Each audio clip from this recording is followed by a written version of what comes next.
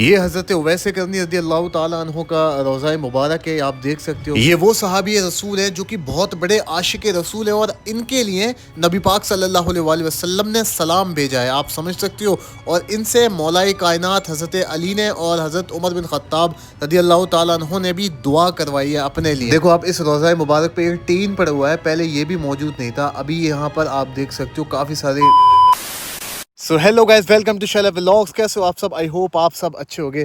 So guys, اس وقت میں موجود ہوں سلالہ کے اندر، اور سلالہ کے ایک ایسے آؤٹ ایریا میں ہوں جہاں پر ہے حضرت اویس کرنی رضی اللہ تعالیٰ عنہ کا روضہ مبارک، جو آپ میرے پیچھے دیکھ پا رہے ہوگے۔ وہ ہے اوپر پہاڑی پہ حضرت اویس کرنی رضی اللہ تعالیٰ عنہ کا روضہ مبارک، ایک ایسے صحابی جن سے مولا علی نے اور حضرت عمر رضی اللہ تعالیٰ عنہ نے بھی دعا کروائی تھی، اور ان کو دا انسین کمپینین بھی کہا جاتا ہے۔ مطلب وہ صحابی جنہوں نے نبی پاک صلی اللہ علیہ وسلم کو کبھی دیکھا نہیں، لیکن اتنی ان کی دعاؤں میں برکت تھی کہ رسول اللہ صلی اللہ علیہ وسلم نے صحابہ اکرام سے فرمایا کہ اگر تمہیں اویس ملے، حضرت اویس کرنی رضی اللہ تعالیٰ عنہ کے بارے میں فرمایا کہ اگر وہ تمہیں دکھیں تو ان سے دعا کروانا، کیونکہ ان کی دعا قبول بہت معنی رکھتی ہے۔ تو آج ہم ایسے ہی صحابی رسول جو کہ حضرت اویس کرنی ہے، ان کے روضہ پاک کے پاس جا رہے ہیں زیارت کے لیے، اور گاڑی ہم نے وہاں کھڑی کر دی ہے کیونکہ وہاں جانے کا اوپر کوئی پکا راستہ نہیں ہے، تو ہم ایسے ہی پیدل جا رہے ہیں بھائی۔ آپ دیکھ سکتے ہو یہ پورا کچا راستہ ہے، ہم یہاں سے جائیں گے حضرت اویس کرنی رضی اللہ تعالیٰ عنہ کے روضے کی زیارت کرنے کے لیے۔ یہ پورا ایریا پہاڑوں کا ہے۔ حضرت اویس کرنی رضی اللہ تعالیٰ عنہ مطلب جو ہے وہ یمن کے ایک شہر کے یا ایک علاقے کے رہنے والے تھے جس کا نام تھا کرن، تو اس کی وجہ سے آپ کو حضرت اویس کرنی کہا جاتا ہے، یعنی کہ اس جگہ کے مطابق آپ کے نام کے پیچھے کرن لگتا ہے، یعنی کہ کرنی کہا جاتا ہے۔ بھائی یہاں پر گرمی ہو رہی ہے بہت تیز، کیونکہ دھوپ سیدھی پڑ رہی ہے بھائی، بہت تیز گرمی ہے۔ خیر لگ بھگ ہم پہنچ ہی چکے ہیں اتنی بڑی اور اتنی مبارک زیارت پر۔ بھائی خوش نصیبی ہے یہاں پہنچنا، سچ میں یار، جن کے لیے رسول اللہ صلی اللہ علیہ وسلم نے فرمایا ہو کہ ان سے دعا کروانا، آج اس مقام پہ حاضری ہو گئی۔ الحمدللہ الحمدللہ۔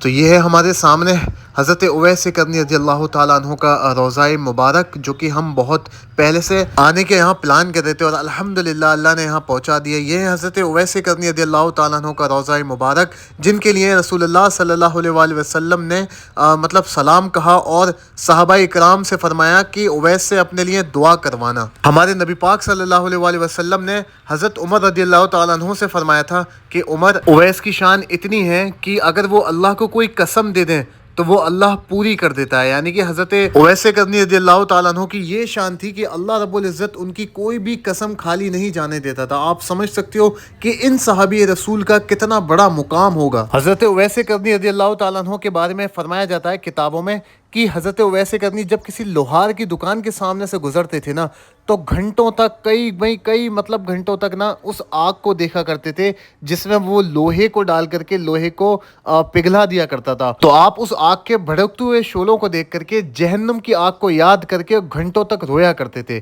یہ شان ہے حضرت اویس کرنی رضی اللہ تعالیٰ عنہ کی، اور یہ بہت بڑے مطلب ماں کے خدمت گزار بھی ہیں، جس کی وجہ سے اللہ رب العزت نے ان کو یہ مقام دیا، جس کی وجہ سے اللہ نے ان کی اتنی بڑی شان بڑھائی کہ رسول اللہ صلی اللہ علیہ وسلم نے اپنا سلام بھیجا اور صحابہ اکرام سے اپنے لیے دعا کرانے کو بولا، یعنی کہ صحابہ اکرام سے فرمایا کہ تم جب بھی اویس سے ملو تو اپنے لیے دعائیں کروانا۔ کہا جاتا ہے کہ جب نبی پاک صلی اللہ علیہ وسلم کا جنگ احد میں آپ کے دندان مبارک شہید ہو گئے تھے، اور یہ بات جب حضرت اویس کرنی رضی اللہ تعالیٰ عنہ کو پتہ چلی تھی تو آپ بہت زیادہ روئے تھے، اور پھر آپ نے بھی کہا جاتا ہے کہ اپنا ایک دندان مبارک شہید کر لیا تھا۔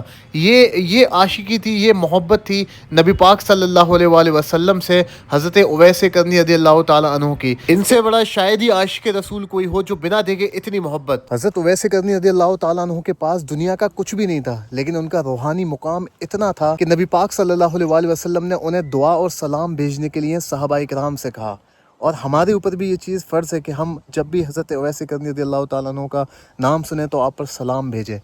آپ کی جو خدمات ہے نا، وہ آپ کی خدمات آپ کی والدہ کے لیے ہیں، جب صحابہ کرام نے آپ کو مدینہ پاک میں بلایا نا تو آپ نے آنے سے منع کر دیا تھا کہ میری جو ماں ہے وہ بوڑھی ہیں اور میں ان کی خدمت کرتا ہوں اور میں ان کو چھوڑ کر کے نہیں آ سکتا۔